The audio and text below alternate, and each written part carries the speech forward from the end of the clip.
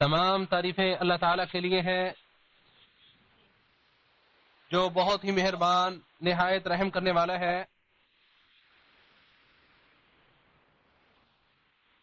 جو مہربان جاننے والا اور حکمت والا ہے، اس کے سوا کوئی معبود برحق نہیں، اور وہ عرش کریم کا رب ہے۔ میں اپنے پروردگار کی حمد و ثنا بجا لاتا ہوں اور اس کی بے شمار معلوم و غیر معلوم نعمتوں پر اسی کا شکر بجا لاتا ہوں۔ میں گواہی دیتا ہوں کہ اللہ تعالیٰ کے سوا کوئی معبود برحق نہیں، وہ تنہا ہے، اس کا کوئی شریک نہیں، وہ بہت بلند اور عظیم ذات ہے۔ اور میں گواہی دیتا ہوں کہ ہمارے نبی اور سردار محمد صلی اللہ علیہ وسلم اس کے بندے اور رسول ہیں، جنہیں کریمانہ اخلاق کے ذریعے فضیلت عطا کی گئی۔ اے اللہ، رحمتیں، برکتیں اور سلامتیاں نازل فرما اپنے بندے اور رسول محمد صلی اللہ علیہ وسلم پر، ان کی آل و عیال پر، اور صراط مستقیم پر گامزن ان کے اصحاب پر۔ حمد و صلات کے بعد اللہ تعالیٰ سے ڈرو جیسے اس سے ڈرنے کا حق ہے، تو تم خیرات کے حصول میں کامیاب و کامران ہو جاؤ گے اور مہلک گناہوں اور برائیوں سے نجات پا جاؤ گے۔ اللہ کے بندو،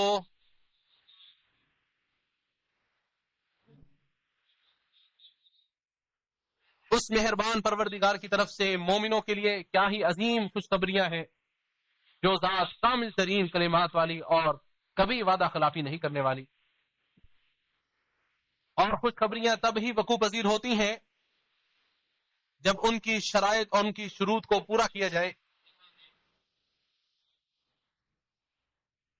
چنانچہ اپنے عظیم و جلیل پروردگار کے اس وعدے پر خوش ہو جاؤ، جیسا کہ اللہ تعالیٰ نے فرمایا ہے، ان الذين قالوا ربنا الله ثم استقاموا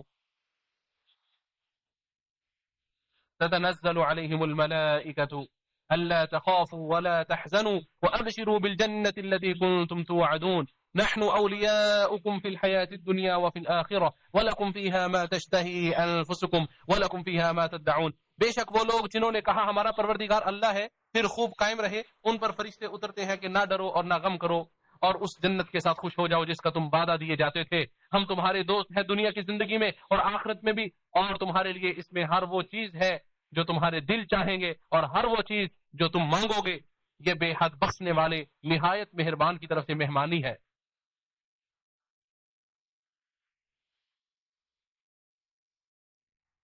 جن لوگوں نے کہا ہمارا پروردگار اللہ ہے، پھر اس پر خوب قائم رہے، ڈٹے رہے، تو اس کے نتیجے میں ان پر رحمت کے فرشتے اترتے ہیں۔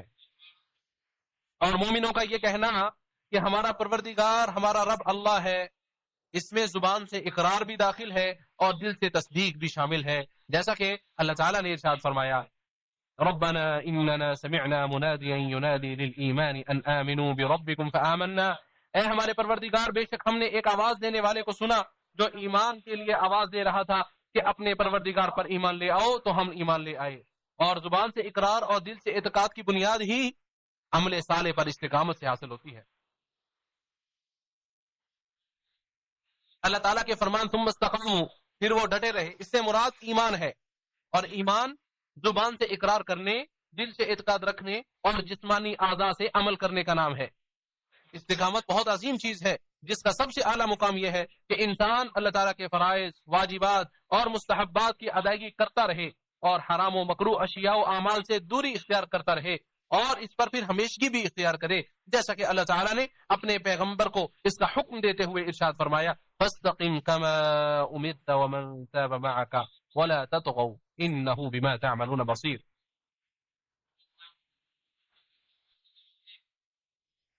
بس تو ثابت قدم رہے جیسے تجھے حکم دیا گیا، اور وہ لوگ بھی جنہوں نے تیرے ساتھ توبہ کی ہے، اور حد سے مت بڑھو، بے شک وہ جو کچھ تم کرتے ہو اسے خوب دیکھنے والا ہے۔ استقامت کے سلسلے میں مومنوں کے مختلف درجات ہیں، جیسا کہ اللہ تعالیٰ نے ارشاد فرمایا، پھر ان میں سے کوئی اپنے آپ پر ظلم کرنے والا ہے، اور ان میں سے کوئی میانہ رو ہے، اور ان میں سے کوئی نیکیوں میں آگے نکل جانے والا۔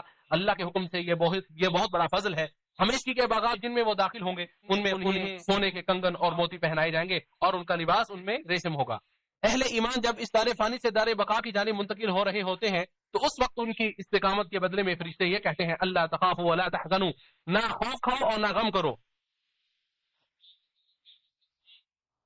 خوف کا تعلق مستقبل سے ہوتا ہے، گویا کہ فرشتے مومن بندوں سے یہ کہتے ہیں کہ تم نے جو اولاد پیچھے چھوڑی ہے ان پر خوف مت کھاؤ، اللہ تعالیٰ ان کا مددگار ہے اور وہی نیکوکاروں کا ولی اور دوست ہے۔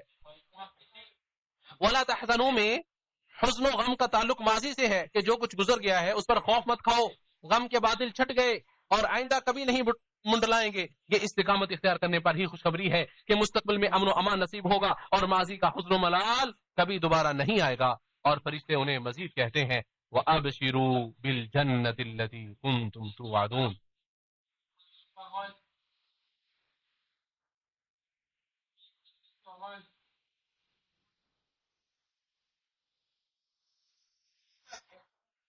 کہ اس جنت کے ساتھ خوش ہو جاؤ جس کا تم وعدہ دیے جاتے تھے. اور ارشاد باری تعالیٰ ہے ان اللہ لا یخلف المیعاد، بے شک اللہ تعالیٰ وعدہ خلافی کرنے والا نہیں ہے. اور جنت میں ایسی ایسی نعمتیں ہیں جنہیں نہ کسی آنکھ نے دیکھا اور نہ کسی کان نے سنا ہوگا اور نہ ہی کسی ابن آدم کے دل میں ان کا تصور تک آیا ہوگا. صحیح بخاری میں روایت موجود ہے. ارشاد باری تعالیٰ ہے نحن اولیاؤکم فی الحیات الدنیا وفی الآخرہ، ہم تمہارے دوست ہیں دنیا کی زندگی میں بھی اور آخرت میں بھی. دنیا میں فرشتے مومنوں کے دوست ہیں، ان کی تائید و نصرت کرتے ہیں، جیسا کہ ارشاد باری تعالیٰ ہے اذ یوحی ربک الی الملائکۃ فانی معکم فثبتوا الذین آمنوا، جب تیرا پروردگار فرشتوں کی طرف وحی کر رہا تھا کہ بے شک میں تمہارے ساتھ ہوں، بس تم ان لوگوں کو جمائے رکھو، انہیں ثابت قدم رکھو جو ایمان لائے ہیں. فرشتے ایک مومن کو اطمینان اور تسلی دیتے رہتے ہیں تاکہ وہ اللہ تعالیٰ کے وعدوں کی تصدیق کرتا رہے اور وہ ایک مسلمان سے شیطانی وسوسوں کو دور کرتے رہتے ہیں. جیسا کہ عبداللہ بن مسعود رضی اللہ تعالیٰ عنہ سے مروی ہے کہ رسول اللہ صلی اللہ علیہ وسلم نے ارشاد فرمایا شیطان ابن آدم کے دل میں وسوسہ ڈالتا ہے اور فرشتہ بھی خیال ڈالتا ہے، جبکہ شیطان تو شر کے متعلق اور حق کو جھٹلانے کا وعدہ دیتا ہے اور فرشتہ خیر اور تصدیق حق کا وعدہ دیتا ہے. اسے امام ترمذی نے اپنی جامع میں روایت کیا ہے.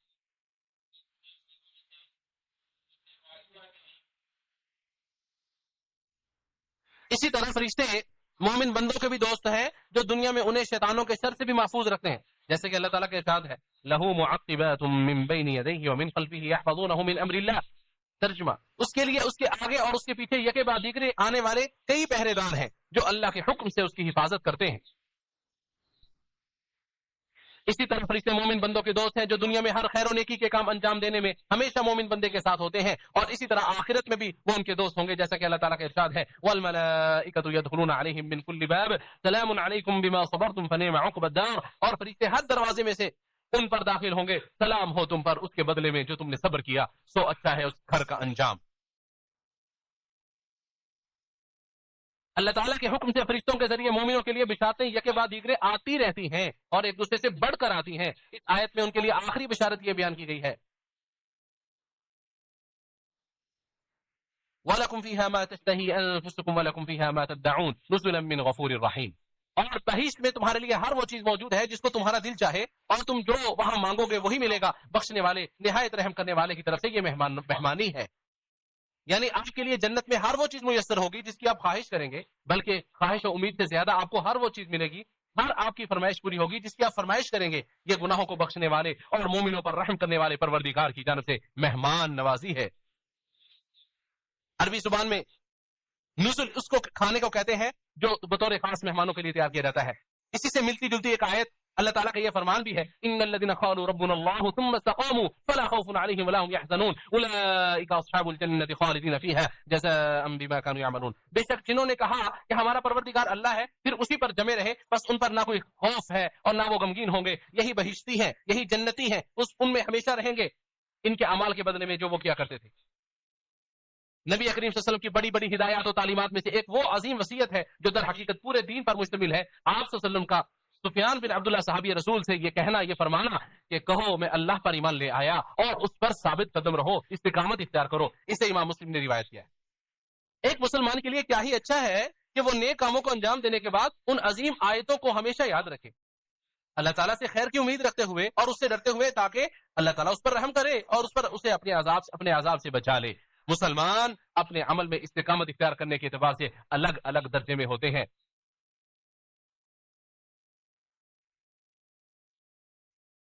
ان میں سے سب سے اعلیٰ درجے والے اور سب سے بہترین وہ ہوتے ہیں جو مسلسل نیکیاں کرتے رہتے ہیں اور کلی طور پر محرمات اور حرام کردہ اشیاء سے اجتناب کرتے ہیں. تو یہی لوگ سبقت کرنے والے ہوتے ہیں. ارشاد باری تعالیٰ ہے والسابقون السابقون اولئک المقربون فی جنات النعیم. اور سب سے اول ایمان لانے والے، سب سے اول داخل ہونے والے ہیں وہ اللہ کے ساتھ خاص قرب رکھنے والے ہیں، نعمت کے باغات میں ہوں گے۔ اس درجہ سے نیچے ان لوگوں کا درجہ ہے جو نیک کام کرتے ہیں، پھر ان سے بعض گناہ کے کام سرزد ہو جاتے ہیں، اور پھر گناہ کے بعد وہ نیک و اچھے کام کر لیتے ہیں۔ اس سے باری تعالیٰ ہے وَأَقِمِ الصَّلَاةَ طَرَفَيِ النَّهَارِ وَزُلَفًا مِّنَ اللَّيْلِ إِنَّ الْحَسَنَاتِ يُذْهِبْنَ السَّيِّئَاتِ ذَلِكَ ذِكْرَىٰ لِلذَّاكِرِينَ، اور دن کے دن دونوں اطراف میں اور رات کے کچھ حصے میں نماز قائم کیا کر، بے شک نئی نیکیاں برائیوں کو دور کر دیتی ہیں، یہ نصیحت کرنے حاصل کرنے والوں کے لیے نصیحت ہے۔ اور جب مسلمان اس دوسرے درجے سے بھی نیچے اتر جاتا ہے تو گویا وہ نیک اور برے عمل کو ایک دوسرے سے ملا دیتا ہے، اور دونوں عمل میں سے جو غالب رہتا ہے وہ اسی کتابیں بن جاتا ہے، اس کا فیصلہ اللہ تعالیٰ کی رحمت و مشیت پر موقوف ہوتا ہے۔ اللہ تعالیٰ کا فرمان ہے وَأَنِيبُوا إِلَىٰ رَبِّكُمْ وَأَسْلِمُوا لَهُ مِن قَبْلِ أَن يَأْتِيَكُمُ الْعَذَابُ ثُمَّ لَا تُنصَرُونَ، اور اپنے پروردگار کی طرف رجوع کرو اور اس کا حکم مانو اس سے پہلے کہ تم پر عذاب آئے، پھر تمہیں مدد بھی نہ مل سکے گی۔ اللہ میرے لیے اور آپ سب کے لیے قرآن کریم کو باعث برکت بنائے، اس کی آیات سے ہمیں نفع پہنچائے۔ میں بھی اللہ تعالیٰ سے استغفار کرتا ہوں، آپ بھی استغفار کرو، بے شک وہ بہت زیادہ بخشنے والا مہربان ہے۔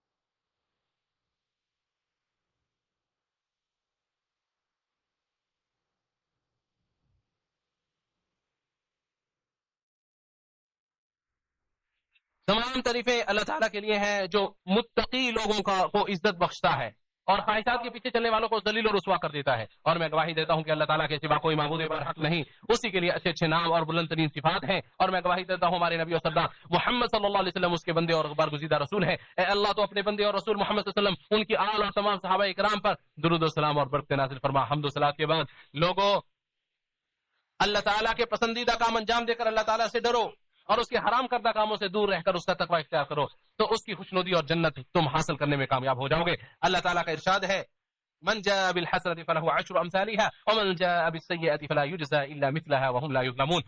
جو کوئی ایک نیکی کرے گا اس کے لیے 10 گنا اجر ہے، اور جو بدی کرے گا تو اسے اسی کے برابر سزا دی جائے گی اور ان پر ظلم بھی نہیں کیا جائے گا۔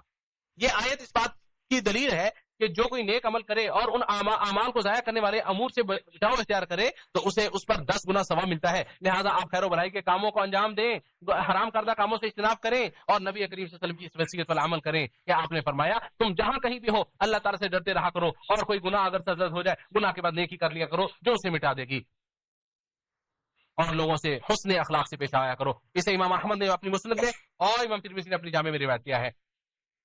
اللہ کے بندوں درود و سلام بھیجو تمام رسولوں کے سردار محمد صلی اللہ علیہ وسلم پر، بے شک اللہ تعالیٰ نے اس بات کا حکم دیا ہے جیسا کہ ارشاد باری تعالیٰ ہے، بے شک اللہ تعالیٰ اور اس کے فرشتے نبی صلی اللہ علیہ وسلم پر رحمت بھیجتے ہیں، اے ایمان والے تم بھی ان پر خوب درود و سلام بھیجتے رہا کرو۔ اے اللہ تو محمد صلی اللہ علیہ وسلم ان کے آل و اولاد پر رحمت نازل فرما۔ اے اللہ تو خلفائے راشدین ابو بکر عمر عثمان و علی رضی اللہ عنہم سے راضی ہو جا، تمام صحابہ کرام سے راضی ہو جا۔ اے اللہ اسلام اور مسلمانوں کو غلبہ عطا فرما، دین اسلام کے دشمنوں کو نیست و نابود کر دے۔ اے اللہ ہمارے وہ گناہ معاف کر دے جو ہم نے پہلے کیے، جو بعد میں کیے، جو چھپ کر کیے، جو اعلانیہ کیے، اور وہ گناہ جن کو تو ہم سے زیادہ جانتا ہے۔ اے اللہ اپنے ذکر، شکر اور بہترین انداز میں اپنی عبادت کرنے کی ہمیں توفیق عطا فرما۔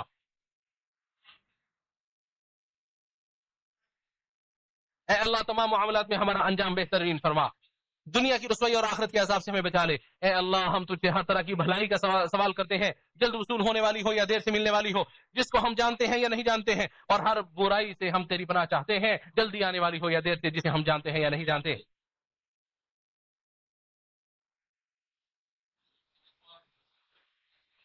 اے اللہ تو دشمنان اسلام کی چالوں اور سازشوں کو ناکام بنا دے جنہیں وہ اسلام کے خلاف استعمال کرتے ہیں۔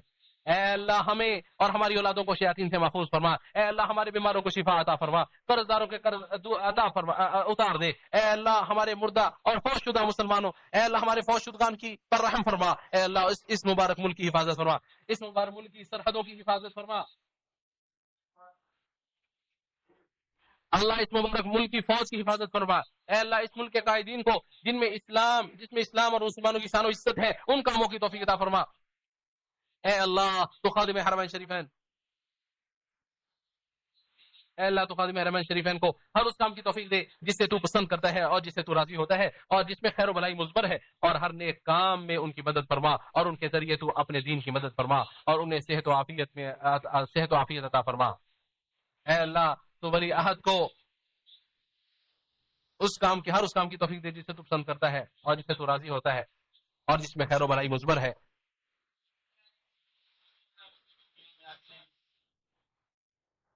اے اللہ مسلمانوں کی مشکلات کو دور فرما،